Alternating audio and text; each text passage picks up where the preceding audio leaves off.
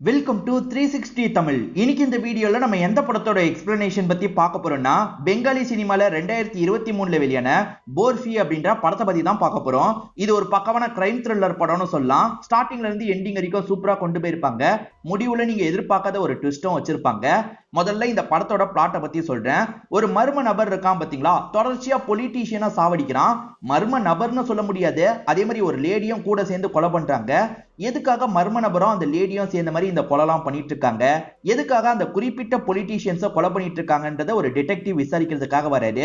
போலீஸுங்களால கண்டுபிடிக்க முடியல, அதனால தான் ஒரு டிடெக்டிவ் கிட்ட கேஸை கொடுக்குறாங்க. அவர் குற்றவாளியை கண்டுபிடிச்சாரா இல்லையான்னு சொல்றது தான் இந்த படத்தோட மீதி கதையா இருக்கும். கண்டிப்பா இந்த படம் உங்க எல்லாருக்குமே பிடிக்கும்னு நம்புறேன். எக்ஸ்பிளனேஷனுக்குள்ள போறதுக்கு முன்னாடி வீடியோக்கு ஒரு லைக் போடுங்க. இந்த எக்ஸ்பிளனேஷன் பிடிச்சிருந்ததுன்னா ஐப்னு ஒரு ஆப்ஷன் இருக்கும், அதை பண்ணுங்க. அப்பதான் உங்களை மாதிரி பாக்குற நிறைய பேர்கிட்ட இந்த வீடியோ கொண்டு போய் சேர்க்கப்படும். மேற்கொண்டு பேசி டைம் வேஸ்ட் பண்ணாம நம்ம நேரடியா எக்ஸ்பிளனேஷனுக்குள்ள போயிடலாம். படத்தோட ஸ்டார்டிங் சீனே ஒரு ஸ்கூல்ல நமக்கு காட்டுறாங்க. இந்த ஸ்கூல்ல பிரின்சிபலா வேலை பார்க்குற லேடியோட பேரு மாலா அப்படின்றது. ஸ்கூல்ல எப்பவுமே ரொட்டீனா சில விஷயங்கள் நடக்கும்ல, அந்த மாதிரி விஷயங்கள்லாம் நடந்துட்டு இருக்கு. இந்த ஸ்கூலை பொறுத்த வரைக்கும் கிளீனிங் பண்ற ஒரு நபர் இருப்பாரு. அவரோட பையனை இங்க படிக்க வைக்கணும்ன்ற மாதிரி ஆசைப்படுவாரு. அந்த பையன் இருக்கான் பாத்தீங்களா, மாலான்ற அந்த பிரின்சிபலை பாக்குறதுக்காக வந்துட்டு இருக்கான். சில பேப்பர்ஸ் எல்லாம் கொண்டு வந்து காமிச்சிட்டு இருக்கான். அதாவது அப்பா தான் கொடுத்து விட்டு இருக்காரு போல, அதை காமிச்சிட்டு இருக்கான். அப்பாவை பொறுத்த வரைக்கும் இந்த இடத்துல படிக்க வைக்க முடியாது. ஆனா மாலா இருக்காங்கல்ல, நான் உங்களுக்கான செலவெல்லாம் பாத்துக்கிறேன், பையனை மட்டும் அனுப்பி விடுங்கன்ற மாதிரி சொல்லியிருப்பாங்க. இப்ப பையன் கிட்ட நாளில இருந்து ஜாயின் பண்ணிக்கோ அப்படின்ற மாதிரிலாம் அனுப்பி வச்சிடுறாங்க. இதை தாண்டி டீச்சர்ஸ் ஒவ்வொருத்தரா வந்து இவங்களோட பிரச்சனையை பத்தி எல்லாம் சொல்லிட்டு இருக்காங்க. அதாவது அந்த கிளாஸ்ல இது ப்ராப்ளமா இருக்கு, அதே மாதிரி இந்த பொருள் வாங்கணும் அப்படின்ற மாதிரிலாம் சொல்லிட்டு இருக்காங்க. இவங்க தானே பிரின்சிபல், சரி நான் சீக்கிரமா அதெல்லாம் ஏற்பாடு பண்றேன் அப்படின்ற மாதிரி பேசுறாங்க. இப்ப வேலையெல்லாம் முடிச்சுட்டு இவங்களோட வீட்டை நோக்கி கிளம்பிட்டு இருக்காங்க. போன்ல யார்கிட்டயோ பேசிக்கிட்டே இவங்க கிளம்பிட்டு இருக்க மாதிரி நமக்கு காட்டுறாங்க. இப்ப மீரான்ற ஒரு பொண்ணு ரோட்ல நடந்து வந்துட்டு இருக்காங்க.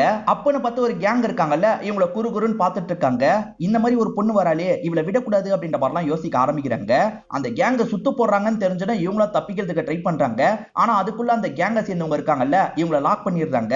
இவகிட்ட எல்லை மீறி நடக்கணும் அப்படின்ற மாதிரிலாம் அப்ரோச் பண்ணிட்டு இருக்காங்க. ப்ளீஸ் விட்டுருங்க விட்டுருங்கன்ற மாதிரிலாம் மீரா கேட்டுட்டு இருக்காங்க. அதை மீறி இவனுங்க இருக்காங்கல்ல, ஷாலை உருவுறாங்க. அது காத்துல பறந்து போயிட்டு இருக்கு. அப்பன்னு பார்த்து பைக்ல ஒரு நபர் இந்த வழியா வராரு. அவர் அந்த ஷாலை பிடிக்கிறாரு.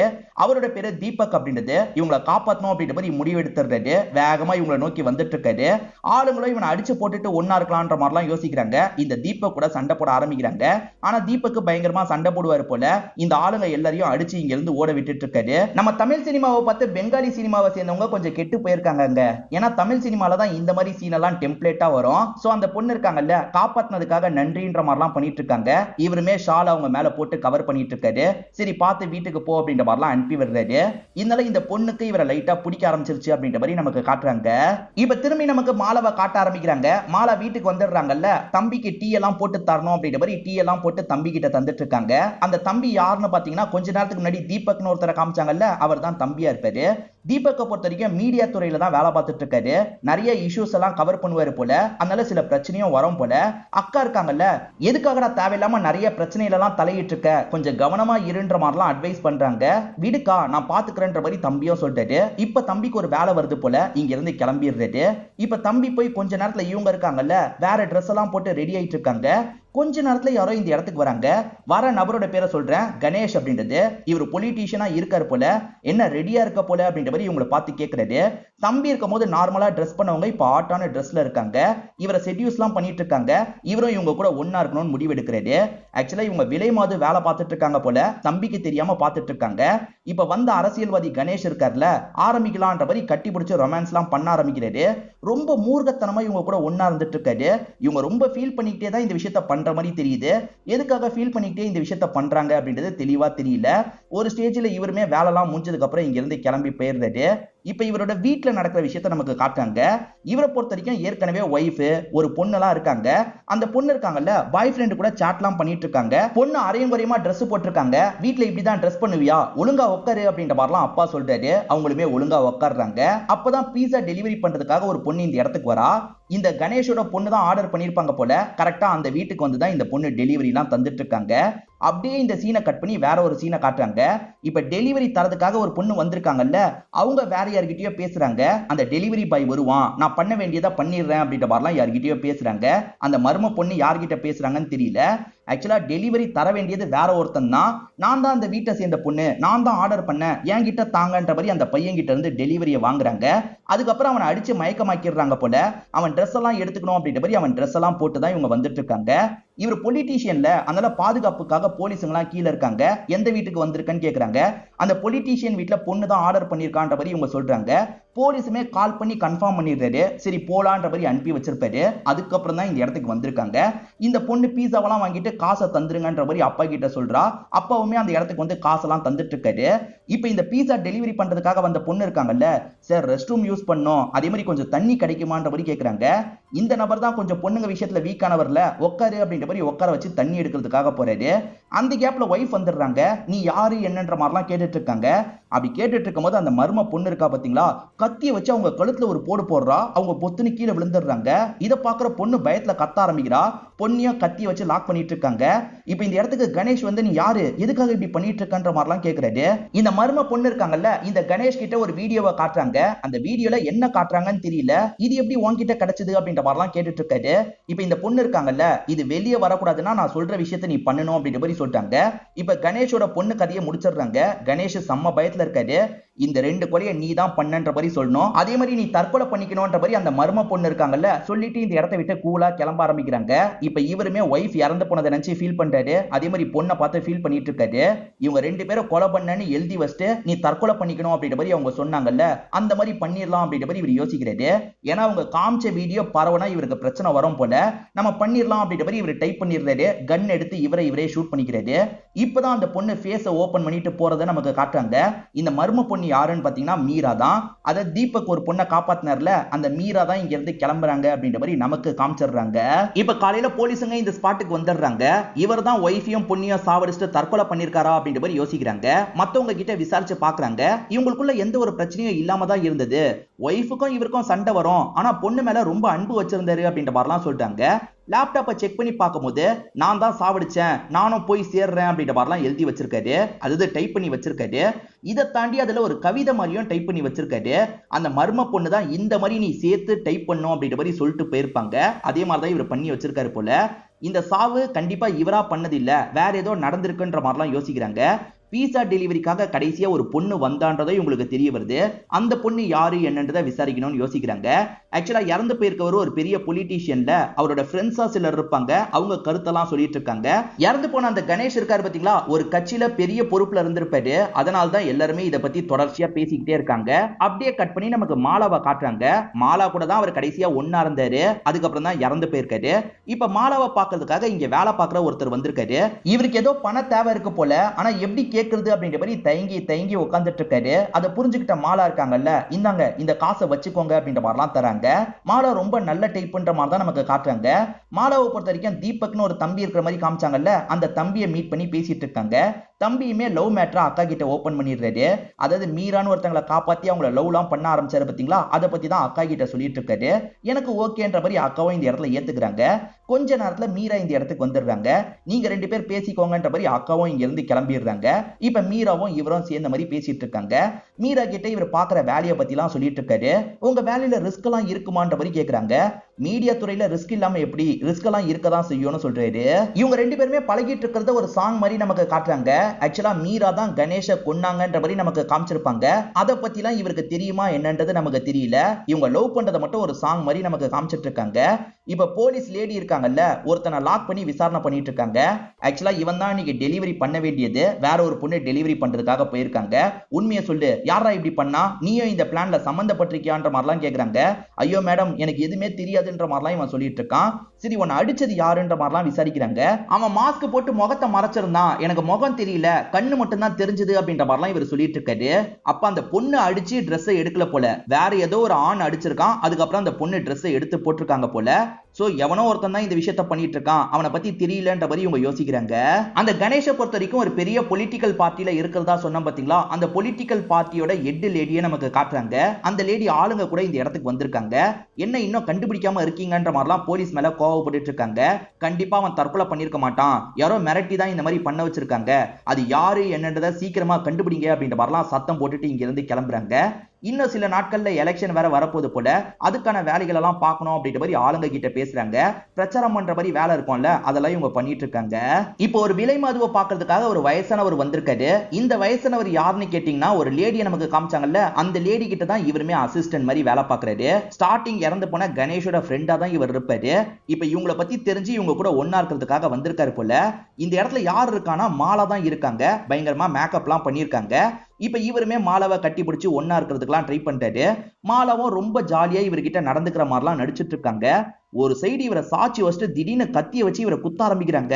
என்ன இவ குத்துறா அப்படின்ற மாதிரி ஷாக் ஆகி இவர் இறந்து போயிடுறாரு. இப்ப மாலாக்கு பின்னாடி மீராவும் வந்து நிக்கிறாங்க. இவங்க ரெண்டு பேர் சேர்ந்து தான் இந்த கொலையை பண்ணிட்டு இருக்காங்க.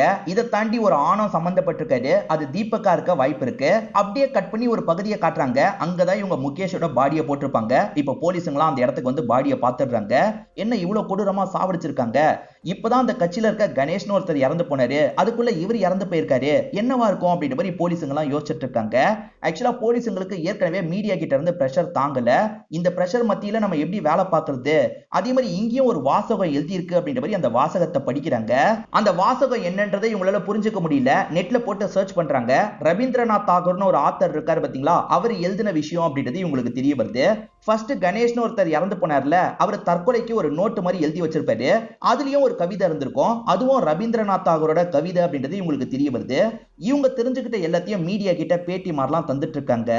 இப்பதான் நம்ம ஹீரோவை காட்டுறாங்க. ஹீரோவை பொறுத்த வரைக்கும் டிபார்ட்மெண்ட்டை சேர்ந்தவரா இருந்திருப்பாரு. ஆனா 2 வருஷத்துக்கு முன்னாடி டிபார்ட்மெண்ட்டை விட்டு வெளியே வந்துட்டாரு. பர்சனல் ரீசன்னால வெளியே வந்துட்டாரு போல. ஹீரோ கிட்ட இந்த கேஸை தந்தா என்னன்ற மாதிரி யோசிக்கிறாங்க. ஏன்னா இவங்களுக்கு எலெக்ஷன் வேலைலாம் இருக்கு, அதனால இந்த கேஸ்ல கான்சென்ட்ரேட் பண்ண முடியல. அதனால ஹீரோ கிட்ட தந்தா கரெக்டா இருக்கும்ன்ற மாதிரி யோசிக்கிறாங்க. ஏற்கனவே இன்ஸ்பெக்டர் இருக்கார்ல, ஹீரோ கிட்ட டீடைல் எல்லாம் தந்திருக்காரு போல. அதெல்லாம் ஹீரோவும் அசிஸ்டன்ட் கிட்ட டிஸ்கஸ் பண்ணிட்டாரு. இன்னும் தெளிவா பேசுறதுக்கு அவங்கள மீட் பண்ண போனோம் போல. நாளைக்கு தான் மீட் பண்ண போறோம்ன்ற மாதிரிலாம் ஹீரோ சொல்லிட்டு இருக்காரு.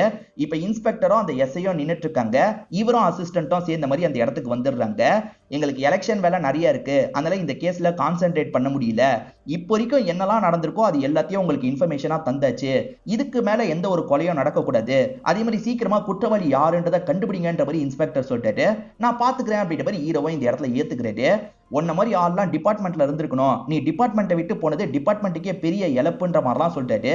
நீ திரும்பி வரதுக்கு ரெடியா இருந்தாலும் நான் சேர்த்துக்கிறேன்ற மாதிரி சொல்லிட்டாரு. அதுல எனக்கு விருப்பம் இல்லை அப்படின்ற மாதிரி ஹீரோவும் மறுத்துறாரு. ஹீரோ கிட்ட இந்த கேஸை தந்திருக்காங்கல்ல, அதை பத்திலாம் இன்ஸ்பெக்டர் பேட்டி மாதிரி தந்துட்டு இருக்காரு. இவர் பேட்டி தரதெல்லாம் நியூஸ்ல வரும் பாத்தீங்களா, அந்த நியூஸ் சேனல்ல ஒரு மர்ம நபர் பாக்குற மாதிரி நமக்கு காட்டுறாங்க. அதாவது இந்த கொலைலாம் பண்ணிட்டு இருக்கான் பாத்தீங்களா, அவன் இந்த விஷயத்தை பாக்குற மாதிரி நமக்கு காட்டுறாங்க. இப்ப ஹீரோவும் அசிஸ்டன்ட்டும் இந்த கேஸை பத்தி டிஸ்கஸ் பண்ணிட்டு இருக்காங்க. ரவீந்திரநாத் தாகூர்னா அவனுக்கு ரொம்ப பிடிக்கும் போல, அதனால தான் ரவீந்திரநாத் தாகூரோட வாசகத்தை அவன் விட்டுட்டு போயிருக்கான் அப்படின்ற மாதிரி யோசிக்கிறாங்க. இதை தாண்டி காமனா இருக்கிறது ரெண்டு பேருமே பொலிட்டீஷியனு. இதை தாண்டி வேற ஏதாவது காமனா இருக்கான்றதை நம்ம கண்டுபிடிக்கணும் அப்படின்ற மாதிரிலாம் பயங்கரமா ரெண்டு பேருமே டிஸ்கஸ் பண்ணிட்டு இருக்காங்க. அப்படியே கட் பண்ணி நமக்கு தீபக்கா காட்டுறாங்க. தீபக் ஒரு இடத்துல வெயிட் பண்ணும் போது லவ்வரான அந்த மீராவும் வந்துடுறாங்க. ரெண்டு பேருமே ஜாலியா பேசிட்டு இருக்காங்க. இந்த தீபக்கை பொறுத்த வரைக்கும் ரவீந்திரநாத் தாகூரோட பெரிய ஃபேனா இருப்பாரு. ஆயுத பூஜை மாதிரி வரும் பாத்தீங்களா, அந்த மாதிரி நாளுக்கு மீரா இவங்களோட வீட்டுக்கு வந்திருக்காங்க. அதாவது இந்த தீபக்கோட வீட்டுக்கு வந்து அக்கா கிட்டயும் தீபக் கிட்டயும் பேசிட்டு இருக்காங்க. அக்கா இருக்காங்கல்ல, நம்ம இப்ப பண்ணிட்டு இருக்க விஷயத்தினால நமக்கு ஏதாவது பிரச்சனை வருமா, அப்படி எந்த ஒரு பிரச்சனையும் என்னோட தம்பிக்கு வரக்கூடாது அப்படின்ற மாதிரிலாம் சொல்லிட்டு இருக்காங்க. இவங்க 3 பேர் சேர்ந்து ஏதோ பிளான் பண்ணிட்டு இருக்காங்க போல, என்னன்னு தெரியல. அப்பன்னு பார்த்து இந்த தம்பியை கூட்டு போறதுக்கு ஆளுங்களாம் வந்திருக்காங்க. அக்கா என்னாச்சு ஏதாச்சுன்னு கேக்குறாங்க. ஒன்னே இல்லக்கா, நான் போயிட்டு வந்துடுறேன் அப்படின்ற மாதிரி தம்பி இருக்கார்ல இங்க இருந்து கிளம்புறாரு. தம்பி கிளம்பி போயிட்டாருன்னு தெரிஞ்சோன்னா அக்கா இருக்காங்கல்ல, யாருக்கோ போன் எடுத்து கால் பண்றாங்க. அப்படியே கட் பண்ணி நமக்கு வேற ஒரு பொலிட்டீஷியனை காட்டுறாங்க. முதல்ல 2 பேர் இறந்து போனாங்கல்ல, அவங்களோட ஃப்ரெண்டா தான் இவர் இருப்பாரு. இவர் பேரு மூர்த்தி அப்படின்றது. இவரோட பிறந்த நாளா இருக்கும், அதனால பார்ட்டி பண்றதுக்காக வந்திருக்காரு. ஒரு கிளப்ல இருக்க பொண்ணு கூட சேர்ந்த மாதிரி இவர் டான்ஸ் எல்லாம் பண்ணிட்டு இருக்காரு. இப்ப எல்லாம் முடிஞ்சு இங்க இருந்து ஆளுங்க கிட்ட சொல்லிட்டு கிளம்புறாரு. பார்த்தா இந்த இடத்துல மாலா தான் இவருக்காக வெயிட் பண்றாங்க. மாலா விலை மாது போல இவர் கூட ஒன்னா இருக்கிறதுக்காக வந்திருக்காங்க. இவரும் ரொமான்ஸ் பண்ணிக்கிட்டே வந்துட்டு இருக்காரு. அப்படி வந்துட்டு இருக்கும் போது திடீர்னு டிரைவர் காரை நிறுத்துறாரு. காரணம், காருக்கு முன்னாடி ஒரு மர்ம நபர் வந்து நின்னுட்டு இருக்கான். நான் போய் பாக்குறேன்ற மாதிரி மூர்த்தி இருக்காருல, பக்கத்துல வந்து அவங்க கிட்ட பேச ஆரம்பிக்கிறாரு. யாரா நீ, விலைக்கு போன்ற மாதிரிலாம் சொல்லிட்டு இருக்காரு. அப்பன்னு பார்த்தா அவனும் அட்டாக் பண்றான், பின்னாடி இருக்க மாலாவும் அட்டாக் பண்றாங்க. ரெண்டு பேருமே சேர்ந்த மாதிரி இவரோட கதையை முடிக்கிறாங்க. அந்த மர்ம நபர் ஆயுதத்தை காமிச்சோனே டிரைவர் இறங்கி ஓடி இருப்பாரு. சோ இவங்க ரெண்டு பேர் சேர்ந்து கொன்னாங்கன்றது அந்த டிரைவருக்கு தெரியாது. இப்போ நமக்கு ஹீரோவையும் அசிஸ்டன்ட்டையும் காட்டுறாங்க. காமனான பாயிண்ட கண்டுபிடிக்கிறதுக்கு தான் ரெண்டு பேருமே பயங்கரமா டிஸ்கஸ்லாம் பண்ணிட்டு இருக்காங்க. அந்த கணேஷ் கொல்லப்படும் போது பீஸா தரதுக்காக ஒரு பொண்ணு வந்திருக்கா. சோ ஒரு பொண்ணு சம்பந்தப்பட்டிருக்கா. அதே மாதிரி அந்த பீஸா டெலிவரி பாய் என்ன சொல்லியிருக்கானா, ஒரு ஆண் தான் என்னோட ட்ரெஸ் எல்லாம் புடுங்கனான்ற மாதிரி சொல்லியிருக்கான். ஒரு ஆணு பெண்ணு சேர்ந்து தான் இந்த விஷயத்தை பண்ணிட்டு இருக்காங்கன்னு பேசிட்டு இருக்காரு. அப்படியே கட் பண்ணி நமக்கு தீபக்கையும் அவரோட லவர் மீராவையும் காட்டுறாங்க. இப்ப மீரா லைட்டா ஃபீல் பண்றாங்க. என்னாச்சுன்ற மாதிரி இவர் கேக்குறாரு. இப்ப நம்ம பண்ணிட்டு இருக்க விஷயத்துல உங்களுக்கு ஏதாவது ஆபத்து வந்துருமான்னு எனக்கு பயமா இருக்கு அப்படின்ற மாதிரி சொல்லிட்டாங்க. அதெல்லாம் எனக்கு எந்த ஒரு ஆபத்தும் வராது, நீ தேவையில்லாம யோசிக்காது அப்படின்ற மாதிரி சொல்லிட்டாரு. இவங்களை கொஞ்சம் கொஞ்சமா இந்த இடத்துல சமாதானம் பத்திட்டு இருக்காரு. ஹீரோ வேற ஒரு பகுதியில அசிஸ்டன்ட் கிட்ட பேசிட்டு இருக்கும் போது ஒருத்தர் வேணும்ட்டே இவரை இடிச்சுட்டு போறாரு. என்ன வேணும்ட்டே இவன் இடிச்சுட்டு போறான் அப்படின்ற மாதிரி ஹீரோவும் அந்த நபரை துரத்த ஆரம்பிக்கிறாரு. ஆனா அவர் இருக்காருல பயங்கரமா ஆட்டம் காமிச்சு ஓடிட்டு இருக்காரு. அப்படி ஓடினவர் ஒரு ஸ்டேஜ்ல தப்பிச்சிடுறாரு. இவங்களுமே துரத்துறத நிறுத்திடுறாங்க. காரணம் இவங்க ஓடி வந்த பகுதியில ஒரு பாடி கடந்திருக்கும். யாரோட பாடி அப்படின்ற மாதிரி இவங்களுமே பாடியை திருப்பி பாக்குறாங்க. ஆக்சுவலா மூணாதான் வந்து மூர்த்தின்னு ஒருத்தர் கொல்லப்பட்டார்ல, அவரோட பாடியை இங்க தான் போட்டு வச்சிருக்காங்க போல. இது மூர்த்தி தானே, அடுத்தடுத்து மூணாவது கொலையும் நடந்துருச்சு அப்படின்ற மாதிரி இவங்களுமே இந்த இடத்துல ஷாக் ஆயிட்டு இருக்காங்க. எப்பவுமே இறந்து போன இடத்துல ஒரு வாசகம் இருக்கும் பாத்தீங்களா, அதே மாதிரி இந்த இடத்துலயும் வாசகம் இருக்கு. அந்த வாசகத்தை இவங்களுமே படிச்சு பாக்குறாங்க. இந்த கொலை எந்த டைம்ல நடக்குது அப்படின்றத ஹீரோ கண்டுபிடிச்சிடுறாரு. அது என்னன்னு பாத்தீங்கன்னா, ஒவ்வொரு சுதந்திர தினம் அன்னைக்கும் கொலை நடக்குதுன்றத கண்டுபிடிக்கிறாரு. இந்தியாவை பொறுத்த வரைக்கும் ஒரு நாள் சுதந்திர தினமா இருக்கும், வேற ஒரு நாட்டுக்கு வேற ஒரு நாள் சுதந்திர தினமா இருக்கும்ல, அந்த மாதிரி நாளை தான் அவன் சூஸ் பண்றான். ஏன்னா 3 வாட்டி கொலை நடந்திருக்கா, அந்த 3 வாட்டியுமே வந்து ஏதோ ஒரு நாட்டோட சுதந்திர தினம் அப்படின்ற மாதிரி இவர் சொல்றாரு. இப்படி பேசிக்கிட்டே வந்துட்டு இருக்கும் போது ஒரு பீஸா ஷாப்பை பாக்குறாரு. அப்ப இவருக்கு வேற ஒண்ணு தோணுது. நீ வேற ஒரு விஷயத்தை விசாரி அப்படின்ற மாதிரி அசிஸ்டன்ட் இங்க இருந்து அனுப்பி வைக்கிறாரு. மாலினின்னு ஒரு பொண்ணு பீஸா தரதுக்காக போனா, அவ காணாம போயிட்டா அப்படின்ற மாதிரி நியூஸை பார்த்திருப்பாரு. அதனால தான் இந்த கடையை பார்த்தோன்னா விசாரிக்கிறதுக்காக வந்திருப்பாரு. ஏன்னா பீஸா டெலிவரி பண்ற ஏதோ ஒரு பொண்ணுனால இது நடக்குதோ அப்படின்ற மாதிரி இவருக்கு தோணுது. அதனால தான் இந்த கடை மேனேஜர் கிட்ட பேசுறாரு. அசிஸ்டன்ட்டை விசாரிக்க சொன்னதும் இதை பத்தி தான், அதாவது அந்த மாலினி எப்படி இறந்து போனான்றதை கண்டுபிடி அப்படின்ற மாதிரி தான் சொல்லியிருப்பாரு. இப்ப கொஞ்ச நேரத்துல அசிஸ்டன்ட் கிட்ட இருந்து கால் வருது. அந்த மாலினிக்கு என்னாச்சு ஏதாச்சுன்னே தெரியல. அதே மாதிரி மாலினிக்கு சூர்யான்ற ஒரு அண்ணன் இருக்காரு, அவருமே கொஞ்ச நாள்ல கொல்லப்பட்டிருக்காரு அப்படின்ற மாதிரிலாம் அசிஸ்டன்ட் சொல்லிட்டாரு. அந்த மாலினி கடைசியா எங்க டெலிவரிக்காக போனாங்கன்றதை தெரிஞ்சுக்கலாம் அப்படின்ற மாதிரி இவருமே கடைக்காரர் கிட்ட பேசுறாரு. இதுக்கு முன்னாடி மேனேஜரா இருந்தவருக்கு தான் தெரியும், எனக்கு தெரியாது அப்படின்ற மாதிரி புதுசா இருக்கவரை சொல்லியிருப்பாரு. நம்ம ஹீரோ இருக்காருல, அந்த மாலினிக்கு ஏதோ நடந்திருக்கு, அதாவது பாலியல் அத்துமீறல் நடந்திருக்கு அப்படின்ற மாதிரிலாம் யோசிக்கிறாரு. இதை பத்தி வந்து இன்னும் டீட்டெயிலா தெரிஞ்சுக்கணுன்றதுக்காக மாலினியோட கேஸ் ஃபைல் வேணும்ன்ற மாதிரி கேட்கறாரு. ஆளுங்களுமே கேஸ் ஃபைல தந்துடுறாங்க. அதுல பிரோஜனமா எதுவுமே கிடையாது. மாலினி மிஸ் ஆனா விசாரணை பண்ணும் அப்படின்ற மாதிரி மட்டும் தான் இருக்கு. ஆனா அந்த மாலினிக்கு பாலியல் வன்கொடுமை நடந்திருக்குன்ற மாதிரி ஹீரோ சொல்றாரு.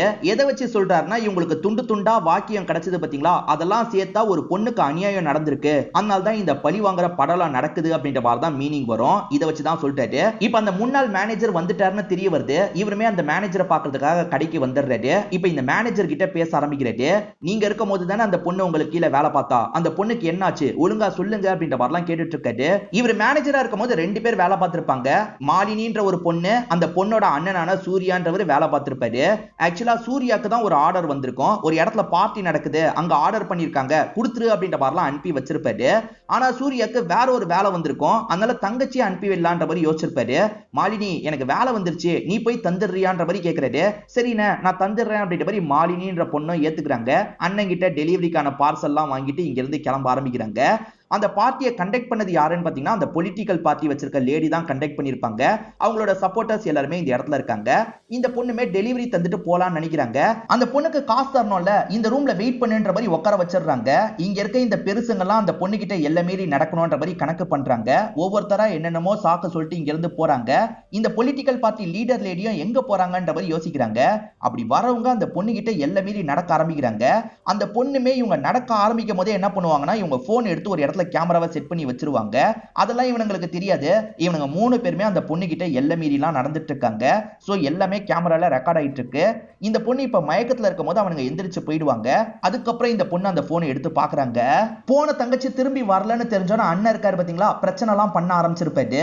இப்ப இந்த பொலிட்டிக்கல் பார்ட்டியை சேர்ந்த இந்த 3 பேர் இருக்காங்கல்ல, அந்த எட்டு லேடி கிட்ட நடந்த விஷயத்தெல்லாம் சொல்றாங்க. தெரியாம சபலப்பட்டு இப்படி பண்ணிட்டோம், எங்களை மன்னிச்சிருங்க அப்படின்ற மாதிரிலாம் கேட்டுட்டு இருக்காங்க. இது மட்டும் வெளியே வந்ததுன்னு வச்சுக்கோங்க, நம்ம கட்சிக்கு ஃபேமிலிக்கே பெரிய கெட்ட பேர் ஆயிடும். இவ்வளவு தப்பு பண்ணிட்டீங்க, இதை தாண்டி அவ பாடி கிடைக்காத மாதிரி ஏதாவது பண்ணிருங்க, பாடி மட்டும் கிடைச்சதுன்னா அவ்வளவுதான் அப்படின்ற மாதிரிலாம் கோவப்பட்டு இருக்காங்க. சரி நாங்க பாத்துக்கிறோம் அப்படின்ற மாதிரி இந்த 3 பேருமே ஏத்துக்கிறாங்க. 3 பேர் இல்ல, அவங்களுக்கு வேற ஒரு 2 பேரும் ஹெல்ப் பண்ணிருப்பாங்க. ஆக மொத்தத்துல 5 பேர் இதுல சம்பந்தப்பட்டிருக்காங்கன்னு தெரிய வருது. இவங்களுமே நாங்க எப்படியாவது டிஸ்போஸ் பண்ணிடுறோம் அப்படின்ற மாதிரிலாம் சொல்லிட்டாங்க. இப்ப ஆளுங்க இருக்காங்கல்ல, அந்த பாடியை எரிச்சிடணும் அப்படின்ற மாதிரி முடிவு பண்ணுவாங்க. அந்த பொண்ணு வந்ததே தெரியாத அளவுக்கு ஒரு இடத்துக்கு கொண்டு போயிடுறாங்க. அந்த பாடியை எரிச்சு விட்டுறாங்க. அண்ணன் ஒரு பக்கம் தேடிட்டு இருக்காரு, கம்ப்ளைண்ட் எல்லாம் கொடுத்துட்டு இருக்காரு. ஆனா இவனுங்க இருக்காங்கல்ல, அந்த பாடியை எரிச்சு விட்டுறாங்க. இந்த கணேஷோட ஒய்ஃபுக்கு கணேஷ் பண்றத பத்தி எல்லாம் தெரியும். ஏங்க இப்படி பண்றீங்கன்ற மாதிரி ஒய்ஃப் கோவப்பட்டு இருக்காங்க. என்னை எதிர்த்து பேசணும்னு வச்சுக்கோ, உன்னை சாவடிச்சிருவேன்ற மாதிரிலாம் ஒய்ஃபை போட்டு மிரட்டுறாரு. ஒய்ஃபும் மேற்கொண்டு எதுவும் கேட்காம அமைதியா போயிடுறாங்க. அந்த பொண்ணோட அண்ணனுக்கு அந்த பொண்ணு எங்க போனான்றது தெரியும்ல, அதனால மீடியா கிட்ட எல்லாம் அப்ரோச் பண்ணி அவர் பேசிட்டு இருக்காரு. மீடியாவும் நியூஸ் எல்லாம் போட்டுட்டு இருக்காங்க. இது தெரிஞ்சுக்கிட்ட இவங்க இருக்காங்கல்ல, மீடியா ஹவுஸ் எல்லாம் கூப்பிட்டு பேச ஆரம்பிக்கிறாங்க. காசை தந்து கரெக்ட் பண்ணிட்டு இருக்காங்க. இதுக்கப்புறம் இந்த நியூஸை போடாதீங்கன்ற மாதிரிலாம் சொல்லிட்டாங்க. அந்த மாதிரி காசு வாங்குறதுக்காக வந்த ஒருத்தர் இருக்கார்ல, தீபக்னு ஒருத்தர் இருக்கான். அவங்க கிட்ட நீங்க வேலைலாம் பேச முடியாது. அவங்க கிட்ட நீங்க வேலை பேசுறதுக்கு ட்ரை பண்ணீங்கன்னா அந்த நியூஸ் அவன் வெளியிட்டுருவான். அதனால அவங்க கிட்ட வேலை பேசுறதுக்கே நீங்க ட்ரை பண்ணாதீங்க அப்படின்ற மாதிரிலாம் சொல்லிடுறாங்க. தங்கச்சி அன்னைக்கு நைட் அங்க போகவே இல்லைன்ற மாதிரி கொண்டு வந்துருவாங்க. அந்த அண்ணன் இருக்கார்ல, மேனேஜர் கிட்ட ஹெல்ப் பண்ணுங்கன்ற மாதிரி கேட்டிருப்பாரு. மேனேஜராலையும் ஹெல்ப் பண்ண முடியாதுல்ல, ஹெல்ப் பண்ணா பிரச்சனை வரும்ன்றது இவருக்கு தெரியும். எனக்கு அதெல்லாம் தெரியாதுப்பா, என்ன விட்டுரு அப்படின்ற மாதிரி சொல்லியிருப்பாரு. இது எல்லாத்தையும் ஹீரோ கிட்ட சொல்லிட்டு இருக்காரு. இப்ப நமக்கு தீபக்க காட்டுறாங்க, அதாவது பாஸ்ட்ல தீபக்க காட்டுறாங்க. தீபக்கு மெயில் போன் எல்லாம் செக் பண்ணிட்டாரு. அப்பதான் ஒரு வீடியோ வந்திருக்கிறது தெரிய வருது. மாலினி வீடியோ எடுத்தாங்க பாத்தீங்களா, அதுதான் மாலினி அனுப்பி வச்சிருக்காங்க. ஆக்சுவலா சூர்யா இவரோட ஃப்ரெண்டா தான் இருப்பாரு. ஃப்ரெண்டோட தங்கச்சிக்கு அந்த மாதிரி நடந்துருச்சுல்ல, அதனால தான் அண்ணனோட ஃப்ரெண்டுக்கு அனுப்பலான்ற மாதிரி அவங்க அனுப்பி வச்சிருப்பாங்க. சோ இப்ப தீபக் கிட்ட இந்த வீடியோ கிடைச்சிருச்சுல, இத பத்தி இந்த சூர்யா கிட்ட பேசுறதுக்காக வராரு. சூர்யா நான் எவ்வளவோ ட்ரை பண்ணிட்டேன், என் தங்கச்சிக்கு நீதி வாங்கி தர முடியலன்ற மாதிரி சொல்லிட்டாரு. சம்பந்தப்பட்டவங்களை மாட்டி விடணுன்றதுக்காக உன்னோட தங்கச்சி வீடியோ எடுத்திருக்கா, அந்த வீடியோவை எனக்கு அனுப்பி வச்சிருக்காடா, இப்பதான் அந்த வீடியோவை பார்த்தேன்ற மாதிரி அந்த வீடியோவை காட்டுறாரு. அண்ணா அதை பார்த்து இன்னும் ஃபீல் பண்ணிட்டு இருக்காரு. அவனுங்களை எதுவுமே நம்மளால பண்ண முடியாது, அவனுங்க எல்லாருமே பெரிய ஆளுங்க அப்படின்ற மாதிரிலாம் புலம்பிட்டு இருக்காரு. நீ அப்படிலாம் நினைக்காத, உன் தங்கச்சி எனக்கும் தங்கச்சி மாதிரிதான். உன் தங்கச்சிக்கு நடந்ததுக்காக அவங்கள பழி வாங்கணும், நம்ம சட்ட ரீதியா பண்ண வேண்டிய விஷயத்தெல்லாம் பண்ணலாம் அப்படின்ற மாதிரிலாம் சொல்லிட்டு இருக்காரு. இதனால அண்ணன் இருக்கார்ல, ஸ்டேஷனுக்கு வந்து கம்ப்ளைண்ட் கொடுத்திருப்பாரு. ஆனா போலீஸுங்க அந்த கம்ப்ளைண்ட் எடுக்க மாட்டாங்க. எல்லாருமே அந்த பொலிட்டீஷியன் ஆளுங்க தானே, அதனால சரியாவே எடுக்க மாட்டாங்க. அண்ணன் இருந்தாலும் ஃபைட் பண்ணும் அப்படின்ற மாதிரிலாம் ட்ரை பண்ணிட்டு இருந்திருப்பாரு. அப்ப 2 ஆளுங்க மிரட்டுறதுக்காக வராங்க. இதுக்கப்புறம் இந்த விஷயத்தை விட்டுரு, அப்படி விடலனா உனக்கு தான் பிரச்சனைன்ற மாதிரி மிரட்டிட்டு இருக்காங்க. அப்படிலாம் விட முடியாது, நான் கண்டிப்பா இந்த விஷயத்தை பண்ணுவேன்ற மாதிரி அண்ணன் பேசிட்டு இருக்காரு. ஓஹோ பண்ணுவியா, அதுக்கு நீ உயிரோட இருக்கணும்ல அப்படின்ற மாதிரி அண்ணனோட கதையை இந்த இடத்துல முடிச்சிடுறாங்க. இந்த கதையெல்லாம் கேட்டுட்டு இருக்க ஹீரோக்கு இல்ல யாரு சம்பந்தப்பட்டிருக்க வாய்ப்பு இருக்குன்றது தெரிஞ்சிருது. தீபக் தான் இந்த விஷயத்தை பண்ணிட்டு இருக்கான்ற மாதிரி யோசிக்கிறாரு. அந்த தீபக்கோட டீடைல் எனக்கு வேணும்ன்ற மாதிரி ஆளுங்களுக்கு கால் பண்ணி சொல்லிட்டாரு. இப்போ ஆளுங்களுமே டீடைல்லாம் எடுத்து தந்துடுறாங்க. அதாவது ஃப்ரெண்டை இந்த மாதிரி சாவடிச்சிருக்காங்க, ஃப்ரெண்டோட தங்கச்சி கிட்ட எல்லா மீறி நடந்திருக்காங்கல்ல, அதனால தான் தீபக் இப்படி பண்ணிட்டு இருக்கான் போலன்னு யோசிக்கிறாரு. இப்ப தீபக்கோட வீட்டுக்கு வராரு. அந்த இடத்துல பார்த்தா மாலா உடம்பு முடியாம படுத்துட்டு இருக்காங்க. தீபக் எங்கன்னு கேக்குறாரு. என் தம்பி தான் சார், வேலை விஷயமா வெளியே போயிருக்கான், என்ன விஷயம்ன்ற மாதிரி கேக்குறாங்க. அக்கா கூட தம்பிக்கு ஹெல்ப் பண்ணலான்ற மாதிரி இவர் யோசிக்கிறாரு. உங்க தம்பி என்ன பண்ணிட்டு இருக்கான்னு உங்களுக்கு தெரியாதான்னு கேக்குறாரு. எனக்கு தெரியல சார், என்ன விஷயம்ன்ற மாதிரி கேக்குறாங்க. நிறைய பொலிட்டீஷியன்ஸ் கொல்லப்படுறாங்கல்ல, அதுல உங்க தம்பிக்கு சம்பந்தம் இருக்கிறதா நான் நினைக்கிறேன்ற மாதிரி சொல்லிட்டாரு. என்ன சார் பேசுறீங்க, என் தம்பி அப்படி பண்றவெல்லாம் கிடையாது, சட்ட ரீதியா தான் போராடுவான், இந்த மாதிரி விஷயத்தெல்லாம் பண்ணவே மாட்டான். அதே மாதிரி அவனை நம்பி ஒரு பொண்ணு வேற இருக்கா, அதனால அவன் கண்டிப்பா இப்படிலாம் பண்ண மாட்டான் அப்படின்ற மாதிரி சொல்லிட்டாங்க. எது உங்க தம்பிக்கு கேர்ள் ஃப்ரெண்ட் இருக்கான்ற மாதிரி இவர் ஷாக் ஆகுறாரு. அப்ப அவங்க 2 பேர் சேர்ந்து தான் இந்த கொலையெல்லாம் பண்ணிட்டு இருக்காங்கன்னு இவருக்கு புரிஞ்சிருது. இவர் உடனே அசிஸ்டன்ட்டுக்கு கால் பண்ணிட்டாரு. அடுத்து யாரை கொல்ல போறாங்க, எந்த டேட்டு கொல்ல போறாங்கன்றது நமக்கு தெரியும்ல, நம்மளுமே ட்ராப் மாதிரி வச்சு புடிச்சிடலாம் அப்படின்ற மாதிரி அசிஸ்டன்ட் கிட்ட பேசுறாரு. அதே மாதிரி இவங்க கிட்ட என்ன சொல்றாருன்னா, உங்க தம்பி இந்த இடத்துக்கு வந்தா உடனே இன்ஃபார்ம் பண்ணும் அப்படின்ற மாதிரி சொல்லிட்டாரு. சரி சார் இன்ஃபார்ம் பண்றேன் அப்படின்ற மாதிரி இவங்களுமே ஏத்துக்கிறாங்க. அந்த சூர்யாவை ஒரு நபர் கொலை பண்ணாரு பாத்தீங்களா, அவர் தான் அடுத்த டார்கெட்டா இருக்க வாய்ப்பு இருக்கு. இது ஒரு நாட்டோட சுதந்திர தினம், இன்னைக்கு தான் கொல்ல வாய்ப்பு இருக்குன்ற மாதிரி இவங்களுமே அவருக்கு பாதுகாப்புலாம் தந்துட்டு இருக்காங்க. இவர் வேற ஒரு ரூம்ல இருக்க மாதிரி செட்டப் எல்லாம் பண்ணி வச்சிருவாங்க. அந்த ரூம்ல இவருக்கு பதிலா ஹீரோ தான் உட்கார்ந்துட்டு இருக்காரு. கில்லர் அட்டாக் பண்ண வரும்போது நம்ம புடிச்சிடலான்ற மாதிரி தான் உட்கார்ந்துட்டு இருக்காரு. இப்ப அட்டாக் பண்றதுக்கு கில்லர் வராங்க, இவரும் கன் பாயிண்ட்ல நிறுத்துறாரு. வந்திருக்கிறது யாருன்னு பார்த்தா இந்த மாலா தான் வந்திருக்காங்க. ஓஹோ அப்ப நீங்க தான் இதை பண்ணிட்டு இருக்கீங்களான்ற மாதிரி இவர் லாக் பண்ணிட்டு இருக்காரு. சட்டுன்னு இவர் கையில இருக்க கன்னை மாலா புடுங்கிடுறாங்க. இவரை லாக் பண்ண மாதிரி வச்சிருக்காங்க. இப்ப எதனால இதெல்லாம் பண்ணாங்க அப்படின்றத மாலா இந்த இடத்துல எக்ஸ்பிளைன் பண்ண ஆரம்பிக்கிறாங்க. இவங்க சூர்யாவை கொலை பண்ணோன்னே பிரச்சனை முடிஞ்சிருச்சுன்னு நினைச்சிருப்பாங்க. ஆனா வேற ஒருத்தன் இந்த கேஸை நோண்டிட்டு இருக்கான்றது இவங்களுக்கு தெரிய வருது. அப்படி நோண்டிட்டு இருக்கவன கூட்டுவாங்க அப்படின்ற மாதிரி ஆளுங்க கிட்ட சொல்லியிருப்பாங்க. ஆளுங்களுமே தீபக்கை இந்த இடத்துக்கு வர வச்சிடுறாங்க. நீ எதுக்காக தேவையில்லாம இந்த விஷயத்தெல்லாம் நோண்டிட்டு இருக்க, அதான் ரெண்டு பேருமே போய் சேர்ந்துட்டாங்கல்ல, இதை விட்டுரு அப்படின்ற மாதிரிலாம் சொல்றாங்க. அப்படிலாம் என்னால விட முடியாது, என்கிட்ட எவிடன்ஸ் இருக்கு, உங்களை எங்க லாக் பண்ணுமோ அங்க லாக் பண்ணுவேன் அப்படின்ற மாதிரி அந்த வீடியோவை எடுத்து காட்டுறாரு. அதாவது அந்த பொண்ணு இவங்களுக்கே தெரியாம வீடியோவை எடுத்தாங்கல்ல, அந்த வீடியோவை காமிச்சோன்னே இவங்களுமே பயந்துடுறாங்க. ஐயோ இது வீடியோ எவிடன்ஸா வேற இருக்கான்ற மாதிரி யோசிக்கிறாங்க. இவர்கிட்ட இருந்து புடுங்கிறதுக்கு ட்ரை பண்றாங்க, ஆனா இவர் தப்பிச்சு ஓடுறாரு. புடிங்கடா அப்படின்ற மாதிரி ஆளுங்க கிட்ட சொல்றாங்க. ஆளுங்க இருக்காங்கல்ல, துரத்திட்டு வந்து ஒரு ஸ்டேஜ்ல தீபக்கை லாக் பண்ணிடுறாங்க. இப்ப தீபக்கை டைட்டா புடிச்சிட்டு இருக்காங்க. அப்ப இந்த 3 பேருமே இந்த இடத்துக்கு வந்துடுறாங்க. இங்க இருந்து நீ உயிரோட போனாதானே எங்களை எதிர்க்க முடியும், சாவுடா அப்படின்ற மாதிரி இவரை சாவடிச்சிருப்பாங்க. ஆக மொத்தத்துல தம்பி எப்பயோ செத்து போயிட்டாரு. அப்ப எந்த ஆணி இந்த கொலையை பண்ணாரு, இவங்களுக்கு ஹெல்ப் பண்ணாருன்ற மாதிரி ஒரு கேள்வி இருக்கு பாத்தீங்களா, அது யாருன்றதை இங்கதான் நமக்கு ரிவீல் பண்ண ஆரம்பிக்கிறாங்க. ஆக்சுவலா வந்து முதல்ல வந்து அந்த Dress போட்டு போனது மீரா தான். ஆனா அந்த Dress எடுத்து தந்தது ஒரு ஆண் தானே. அந்த ஆண் யாருன்றதை ரிவீல் பண்றாங்க. அவரோட ஃபேஸை நீங்க ஒரு இடத்துல மட்டும் பார்த்திருக்கலாம். அது என்னன்னா ஒருத்தர் பண தேவை இருக்குன்ற மாதிரி யோசிச்சுக்கிட்டே காசு கேட்டாரு பாத்தீங்களா, அவர் தான் இந்த நபரா இருப்பாரு. இவரோட பேரை நம்ம குருன்னு வச்சுப்போம். இவங்களாம் எப்படி டீமா மாறினாங்கன்றத ஒரு பிளாஷ்பேக்கா நமக்கு காட்டுறாங்க. தம்பி இறந்து போனதை நினைச்சு அக்காவும் அதே மாதிரி கேர்ள் ஃப்ரெண்டும் ஃபீலிங்கா பேசிட்டு இருக்காங்க. அப்ப இந்த இடத்துக்கு குரு வராரு. ஆக்சுவலா மாலினின்னு ஒருத்தங்க இறந்து போனாங்கல்ல, அந்த மாலினியோட சொந்தக்கார அங்கிளா தான் இந்த குரு இருப்பாரு. என் சொந்தக்கார பொண்ணு இறந்து போயிட்டா, அதுக்கு நீதி வாங்கலாம்னு நினைச்சா அந்த அண்ணனுமே இறந்து போயிட்டான், எனக்கு ரொம்ப கஷ்டமா இருக்கு அப்படின்ற மாதிரிலாம் இவர் பேசிட்டு இருக்காரு. என் தம்பி அதுக்காக தான் ஃபைட் பண்ணா, என் தம்பியுமே இறந்து போயிட்டான்ற மாதிரி இவங்க சொல்றாங்க. என்ன மேடம் சொல்றீங்கன்ற மாதிரி குரு ஷாக் ஆகுறாரு. இவங்களுமே நடந்த ஒரு விஷயத்த சொல்றாங்க. அது என்னன்னா கொலை பண்ணவங்க இருக்காங்கல்ல, வீட்டுக்கிட்ட பாடியை வச்சுட்டு போயிருப்பாங்க. ஆனா இவங்க அந்த பாடியை வெளி உலகத்துக்கு காமிச்சிருக்கவே மாட்டாங்க. தம்பி இருக்கிற மாதிரியே மெயின்டைன் பண்ண ஆரம்பிச்சிருப்பாங்க. சம்பந்தப்பட்டவங்களை பழி வாங்கணும்ன்ற மாதிரி தான் இவங்க டீமா மாறி இருப்பாங்க. ஒவ்வொரு கொலையா பண்ண ஆரம்பிச்சிருப்பாங்க. இப்ப அசிஸ்டன்ட் ஹீரோக்கு கால் பண்றாரு. ஹீரோ ரெஸ்பாண்ட் பண்ணல. ஹீரோக்கு ஏதோ ஆபத்து போலன்ற மாதிரி வேகமா அந்த ரூமை நோக்கி வந்துட்டு இருக்காரு. அப்ப ஹீரோவை லாக் பண்ண மாதிரி இந்த லேடி வேற கன்னை பிடிச்சிருக்காங்கல்ல, இந்த லேடி ஹீரோவை கொல்ல பாக்குறாங்க போல அப்படின்ற மாதிரி அசிஸ்டன்ட் ஷூட் பண்ணிடுறான். அவங்க மேல புல்லட் பட்டுது. ஏன்டா நீ ஷூட் பண்ண அப்படின்ற மாதிரி இந்த இடத்துல ஹீரோவும் கோவப்பட்டு இருக்காரு. அவங்க பக்கம் நியாயம் இருக்கு, அவங்கள விட்டுலான்ற மாதிரி தான் யோசிச்சிருப்பாரு. ஆனா அசிஸ்டன்ட் ஷூட் பண்ணதுல அவங்க இறந்து போயிருப்பாங்க. இந்த மாலாக்கு மீராவும் குருவும் ஹெல்ப் பண்ணாங்கல்ல, நீங்க வெளியூருக்கு தப்பிச்சு போயிடுங்கன்ற மாதிரி ஏற்கனவே மாலா அனுப்பி வச்சிருப்பாங்க. அவங்க ரெண்டு பேர் சேஃபா தான் இருக்காங்கன்ற மாதிரி நமக்கு காட்டுறாங்க.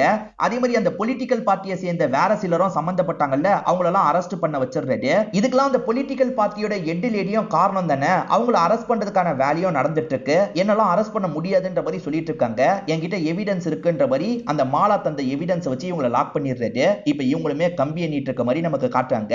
தீபக் உயிரோட தான் இருக்காருன்ற மாதிரி உலகத்தை நம்ப வச்சிருப்பாங்க. தீபக்கோட பாடியை எங்க வச்சிருக்க வாய்ப்பு இருக்கு, வீட்ல தான் வச்சிருக்க வாய்ப்பு இருக்குன்ற மாதிரி ஹீரோவும் அசிஸ்டன்ட்டும் வீட்டை வந்து செக் பண்றாங்க. சீக்ரெட்டா ஒரு இடம் இருக்கிற மாதிரி உங்களுக்கு தெரியுது. இந்த இடத்தை செக் பண்ணி பார்ப்போம் அப்படின்ற மாதிரி இவங்களுமே செக் பண்ணி பாக்குறாங்க. அப்படி செக் பண்ணி பார்க்கும்போது உள்ள ஒரு எலும்பு கூடு இருக்கிறது தெரியுது. அதாவது அந்த தீபக்கோட பாடி தான் எலும்பு கூடா மாறி இருக்குன்ற மாதிரி நமக்கு காட்டுறாங்க. இந்த படத்துல பாஸ்ட் பிரசன்ட்ட சிங்க் பண்ணி நம்மள கன்ஃபியூஸ் பண்ணிருப்பாங்க. அதாவது அந்த தீபக் உயிரோட இருக்க மாதிரி காமிச்சாங்கல்ல, அது எல்லாமே பாஸ்டா தான் இருக்கும். அவர் அந்த மாலினி இஷ்யூல நிறைய வேலை பார்ப்பாரு. அதனால தான் நம்ம பண்ற விஷயத்த நினைச்சா பயமா இருக்குன்ற மாதிரி கேர்ள் ஃப்ரெண்ட் சொல்லியிருப்பாங்க. ஏன்னா அவர் நிறைய பேருக்கு எதிராக ஃபைட் பண்றாருல, அதனால தான் கேர்ள் ஃப்ரெண்ட் அப்படி சொல்லியிருப்பாங்க. ஆனா ஒரு ஸ்டேஜ்ல தீபக் கொல்லப்பட்டிருப்பாரு. அவர் இறந்து போனதுக்கு அப்புறம் சம்பந்தப்பட்டவங்கள பழி வாங்குறதுக்காக இவங்க டீமா மாறி இருப்பாங்க. சோ பாஸ்ட் பிரசன்ட்ட மாத்தி மாத்தி காமிச்சதுனால கொலை பண்றது தீபக் அப்படின்ற மாதிரி நம்மள நம்ப வச்சிருப்பாங்க. ஆனா கொலை பண்ண ஆணு தீபக் கிடையாது, குருவா தான் இருப்பாரு. இப்போ உங்களுக்கு புரிஞ்சிருக்கும்னு நினைக்கிறேன். இந்த வீடியோ உங்களுக்கு பிடிச்சிருந்ததுன்னா லைக் பண்ணுங்க, கமெண்ட் பண்ணுங்க, மறக்காம 360 தமிழ் சேனலை சப்ஸ்கிரைப் பண்ணுங்க. தொடர்ச்சியா இந்த மாதிரி வீடியோக்கள் வந்துகிட்டே தான் இருக்கும்.